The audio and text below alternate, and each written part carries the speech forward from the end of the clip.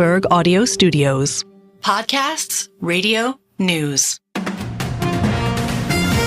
This is the Bloomberg Daybreak Asia podcast. I'm Doug Krisner. You can join Brian Curtis and myself for the stories making news and moving markets in the APAC region. You can subscribe to the show anywhere you get your podcast and always on Bloomberg Radio, the Bloomberg Terminal, and the Bloomberg Business app. The Japanese yen weakening to the lowest level against the dollar since way back in December of 1986. It's raising the risk of intervention less than a couple of months after the BOJ stepped in to prop up the currency. Dominic Konstam, head of macro strategy at Mizuho Americas, says the weak yen is hurting Japanese consumers. When the currency is weakening, there's obviously a terms of trade effect, which means the real income of the Japanese people, in some sense, will be less in sort of global terms. So there's definitely a depreciation, from that side of things. But at the same time, I mean, at the end of the day, their potential growth is very low. There's a lot of damage has been done with very low negative inflation over the years. Dominic Konstam of Mizuho Americas there. The Japanese currency at the moment is trading, or dollar yen is at 160.53. That blows past the figure when officials intervened back in April. Japan's Vice Minister of Finance Masato Kanda said that officials are watching with a high degree of urgency, and he said that they would take appropriate steps as needed. We've got our guest coming up, Stephanie Leung, Chief Investment Officer at StashAway. Hopefully we'll get some broad discussion about all of these factors. Stephanie, thank you for coming into our studios with us. Let's start off with the end. Well, we mentioned the possibility of intervention by Japanese authorities, but we're running a piece that says it's kind of a grim reality that's setting in, that the yen is not really going to stop weakening until the Fed pulls the plug on the higher for longer policy. I wonder if you see it that way. It seems like that angle means the BOJ has to stay patient even if the market is not. Yeah, absolutely. I think, we've seen some intervention in the Japanese yen market by the BOJ. However, I think the force is that, or the overarching macro kind of reality is that U.S. inflation, or developed markets inflations, are not coming down as quickly as expected. Therefore, we'd expect the Fed to have to kind of keep interest rates higher for longer. And obviously, I mean, the last CPI number was quite encouraging in the direction that this inflation seems to have started reaccelerating again. But again, it's only 1 month of figure, and we all know that inflation data tends to be actually quite volatile. So a lot of attention now comes down to this Friday. Actually, the PCE number will be coming out, and the market generally expects PCE to be quite in line with the CPI. However, if the CPI, the PCE actually comes out kind of stronger than what the market is looking for, that means that we may actually not get the turn or get the acceleration in disinflation as of yet, and that puts a lot more pressure on the yen. Speaking of pressure, the BOJ has got to be feeling a little bit of it. We had a Bloomberg survey recently showing about a third of the economists that we spoke with believe the BOJ will raise interest rates in July, and they also expect the BOJ to unveil a roadmap for quantitative tightening, buying far fewer of those JGBs. What is your expectation right now? What are we going to get from the BOJ that is really going to convince the market that the era, the 3 decades really of easy money is over? Yeah, I think if you put yourself in the shoe of a BOJ kind of official, you haven't had to do this kind of tightening before, right? Because I think for the last 3 decades, there was consistent pressure of deflation, and they were very, very good at coming up with policies to actually fight deflation. Now the direction is kind of the other way, in the sense that they have this kind of early on inflation force that is setting in the economy. Wage growth is surprisingly upside, and more importantly, I think the overall kind of macro environment for the U.S. And other developed markets support a high inflation environment for the Japan economy. And And I think if you are a BOJ official, you'll be very, very careful in not trying to extinguish what they've actually hoped for the last 3 decades. So I think even though they are set to kind of start to tighten policy, they would do it actually in a very, very cautious way. And I mean, coming back to the yen, right, the other consideration that they need to take into account is what's happening in the neighbor, actually the biggest neighbor, which is China. Obviously, I think we all have seen some turning around of Chinese data. However, it's also been quite slow, right? So there's still somewhat of a deflation pressure going on in China, which pressures the currency, which of course translates into how they think about the Japanese yen as well. Yeah, I think a lot of investors think that the BOJ and the PBOC are kind of in the same spot, that they're waiting for the Fed to act first. So that probably takes July off the table. But I'm curious about the Fed meeting in July, whether or not, well, let's back up and let's say, is it possible that the PCE this week is enough for the July meeting to become live? Many think no, but would it be enough maybe then to get the Fed speakers to change the forward guidance? I mean, perhaps they could become a bit less hawkish, because I mean the last policy meeting was actually quite hawkish in the direction of kind of the decision itself. Now, of course, Powell said during the press conference that the committee members actually had the chance to change their projections, given that they knew that the CPI number would have come out kind of below expectations. They chose not to. I think partly that's because it's only 1 month of data. And I mean, when the Fed kind of make decisions, typically, I mean, they look at least kind of a 3-month average. So if committee members look at a 3-month average, things haven't really turned. So I think unless, I mean, the PCE number surprised a lot on the downside, there's not a lot of room for them to support a significant change direction. However, some members could come out with kind of softer language. I think that's what Powell actually signaled as well, right? At the press conference, he did say that everything is kind of up to the data, and it's very, very much data dependent. Stephanie, before we let you go, you are an expert in computer science, especially artificial intelligence, and I want you to weigh in on this phenomenon that's been happening right now across developed markets, mostly the U.S. in particular, this enthusiasm around AI and the computing boom that we will derive as a result of it. I mean, where do you stand? How do you see this right now playing out? Yeah, I think it's, as a computer scientist myself, it's actually very, very exciting times. I would actually compare the impact to society or kind of everyday life and work with the invention or revolution of kind of popularization of the internet during the 2000s. So what happened in the 2000s? We had a real change, a real improvement in technology. However, we also had the dot-com bubble. So we're seeing a bit of that today, right? With names like NVIDIA, arguably there's a bit of a bubble. When I saw Jensen Huang kind of being a pop star on headlines and my mom started talking about it, I knew this is kind of history repeating itself. So there's a bit of a bubble there. However, if you look kind of beyond that, I think a lot of the rest of the market actually looks quite reasonable. And you're seeing kind of rotation as well, right? Names like Amazon, Google, which have been laggards, are starting to catch up. So there's definitely a lot more to play there. Yeah, in that same theme, I think it was really about the time that NVIDIA became the most valuable company in the whole world that we saw that 15% pullback in a matter of 5 days. So, Stephanie, thank you. Stephanie Leung, Chief Investment Officer at StashAway, formerly of Goldman Sachs.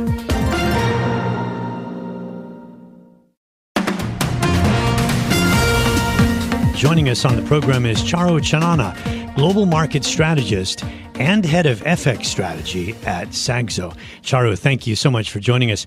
I'm going to find a way to blend the two hats that you wear as a general market strategist and then also the FX side of things by just asking you point blank, is the weakening yen killing the long equity story in Japan? Hi, good morning. Thank you for having me. No, totally. I mean, I think for now, it has been obviously seen that a weaker yen has been helping the Japanese exporters, and those blue chip names continue to push the equity markets in Japan higher. And, you know, in the case for Japanese equities is a very structural case. It's driven by corporate reforms that are happening in Japan. It's driven by that exit from deflationary trends in Japan. So I would not be worried about excessive weakness in the yen and how that can fuel a little bit of a pullback in probably consumption in the short term. Of course, the weakness in the yen is going to continue for now, as it appears, with the Fed delaying its rate cuts. But if you're in Japan markets, in Japan equities, from a very structural perspective, this weakness in the yen is potentially bound to turn around once we get to that, the Fed rate cut cycle. But it certainly is a point in time where we should be looking at our Japanese equity exposures and potentially turning a little bit more selective there.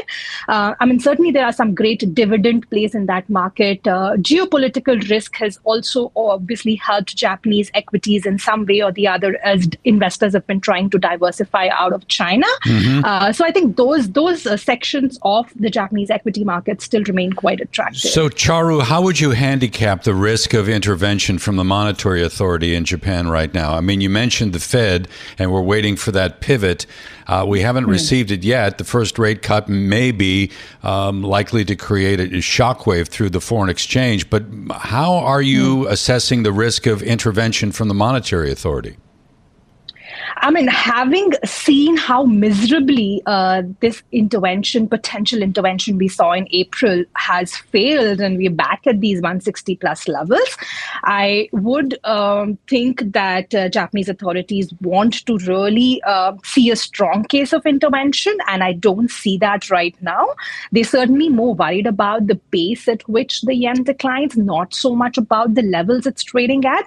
And what we've heard from the FX chief in Japan, Kanda, earlier, is that they usually get worried when there is a move of about 10 yen per US dollar within 1 month, or even a 4% depreciation in the yen in 2 weeks. And none of those two conditions seem to have been met yet. So the pace of decline is something that would not be potentially worrying Japanese authorities now. We might obviously see some verbal jawboning here and there, but I don't see any reason why they should be wasting tons of money again to really get them nowhere while they wait for those Fed rate cuts to begin. Yeah, we ran a story on the Bloomberg terminal getting just at that point that the Japanese authorities will probably have to wait to see what happens with the PCE this week and then later with the Fed at the July meeting. The reason I brought up stocks was that obviously, the Japan market was one of the real favorites, one of the real darlings for investors for a period of time. Now you have to go, since March, we've traded lower. So it's been, a number of months now that we've traded lower. And I guess part of that could be the reaction to the rapid gains that we saw from December over those couple of months. So if we think that story is intact, what's the key component for it?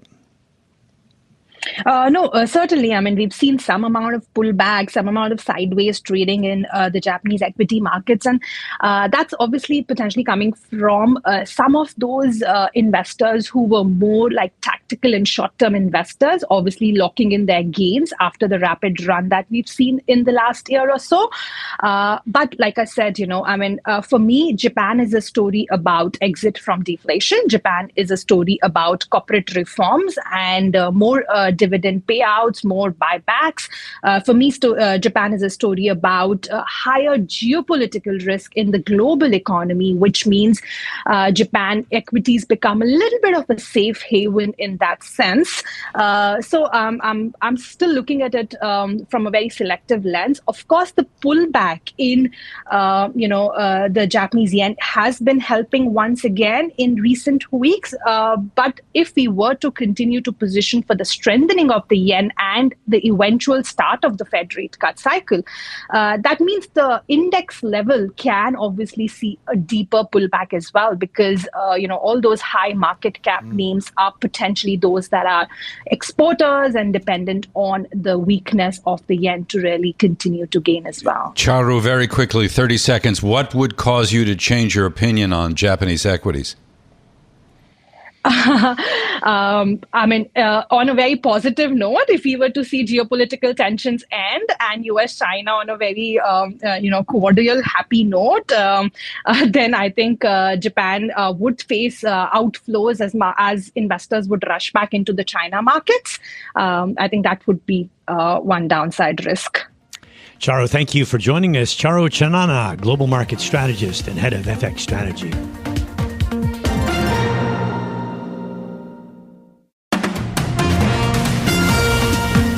Let's get to our guest, Terri Spath, founder and CIO at Zuma Wealth. Terri, one of the markers of what's been happening in the U.S. equity market of late has been that you've had quite a lot of volatility in individual stocks, not so much at the index level. The indexes have managed to hold pretty close to all-time highs, even with some pretty torrid selling in even the high flyers like NVIDIA last week, trading down 13 to 15% in a number of days, and yet the indexes were okay. Do you think that continues, or is that about to change? Yeah. Hi, Brian. I'm glad you brought that up. It is an interesting divergence between individual stock volatility and the relative calm of the broader benchmarks. And that calm really strikes us. I mean, we were taking a look. It's been 16 months since the S&P 500 had a 2% down day. There were months during COVID where we had multiple 5% down days. So that's, it's very calm. The max drawdowns this year, only 5% for the S&P 500, 7% for the NASDAQ. So our view and our recommendation is, don't step in front of a strong market. We're in a Cinderella moment. It's not too hot. It's not too cold. And the trend is really your friend. So keep exposed to those broad benchmarks at this stage. That said, if you had to put on a hedge, what would your strategy be? A hedge for the U.S. equity markets? Down to the downside. I mean, putting in a put, so to speak, so that you could protect everything that you've enjoyed so far this year, if there is some kind of corrective behavior. Yeah, I mean, I think, that's an interesting question. It's a two-pronged answer that we would give for how do you protect the profits that you may have made over the past year and a half, because you do want to protect those. The simple one is that markets have drawdowns, and that happens. And timing exactly, when you get out and when you get back in can be pretty tricky. In fact, if you tried to do that this year, you missed out on some potential profits. So just bearing in mind that, there can be declines in the markets, and just, don't get too panicky over that. Yeah. And then on the flip side, what we also do as a barbell to the equity markets is just plain old treasuries. We keep investing over and over again in treasuries, earning 5%. It's a really nice, steady, zero downside, 5+% upside. So that's our recommendation. One of the things that struck me last week with what happened with NVIDIA and Broadcom and some of the other AI plays is that, you had NVIDIA down 15% on no bad news. What happens when you actually get some bad news? That's the thing. We haven't had a warning yet. We haven't really had anything that tells us that, that's a setback. When you get it, I don't know, so it's one of the reasons why people probably are looking at hedges. And if you look at like the power producers and the HVAC companies and everything, they're not going to help you because they're trading pretty much in lockstep with NVIDIA. They are. And, and if we're talking about how do you put a hedge on NVIDIA in particular, the answer is you buy a put for something like that. But we don't think you want to put like a big allocation of your portfolio into an individual stock, especially one that's had the type of, really outsized performance in a very short period of time. We like the tech sector, definitely. We think you want to keep exposure to that. But you can look to other sectors as well. Energy, for example, doesn't always move in the same lockstep with the tech sector. And energy stocks are doing really well due to high oil prices. They have really high quality earnings. They have good interest coverage ratios. They have great dividends, still, like I said, strong earnings. And so making sure that you have, some sector exposure that can be a little bit different than just, what is driving an individual stock makes sense to us. So we're wrapping up the second quarter. If I was one of your clients and I had to maybe raise capital to pay estimated taxes based on the gains that I've had, in Q2, what would you tell me to do? How would I raise that money? Well, I mean, that's going to be an individual, as you know, an individual response to any particular person. But there's certain rules of thumb that you want to follow. You want to, you can definitely look at your portfolio and see where you have too much exposure. And if you are going to have a 15% decline in an individual stock, is that going to be too painful in your portfolio? So that would be something to trim. But, making sure that you've got a great allocation. And again, we think it makes sense to have exposure to U.S. stocks and to continue to hold that right now. So if you have a little bit of liquidity on your bond side, or if you have some in cash, that's where we think you want to, pay those taxes. So quickly on the Fed, we had a bad January in terms of inflation, and then kind of warm in February and March. Then we've had a little bit of weakness in the coming months, the last couple of months. Is it time for them to take a little, to maybe start hinting at cutting rates, or do you think they just stay higher for longer? Yeah, I mean, the Fed has been really frustrating for us and probably for some other people too. I mean, they've really gotten, I think, cold feet about cutting rates. Obviously, the market was over its skis earlier this year when they were, cheering on 6 to 7 cuts this year. I think the market and the Fed are a little bit better aligned now than they were. But this concept that the Fed needs to be confident that they're going to see a 2% level. I don't know how you quantify something like that. So we're looking at things like Friday's core PCE number that's going to be coming out, jobless claims. Those are the two big ones that I think we can closely watch. That core PCE inflation is expected to come down on Friday to its lowest level in a couple of years. That'll be good. Jobless claims all right, are something we're watching as well. So we hope to see them pivot in the fall. Thanks, Terri. Thanks so much. Terri Spath, founder and CIO at Zuma Wealth. This has been the Bloomberg Daybreak Asia podcast, bringing you the stories making news and moving markets in the Asia Pacific. Visit the Bloomberg Podcast channel on YouTube to get more episodes of this and other shows from Bloomberg. Subscribe to the podcast on Apple, Spotify, or anywhere else you listen, and always on Bloomberg Radio, the Bloomberg Terminal, and the Bloomberg Business app.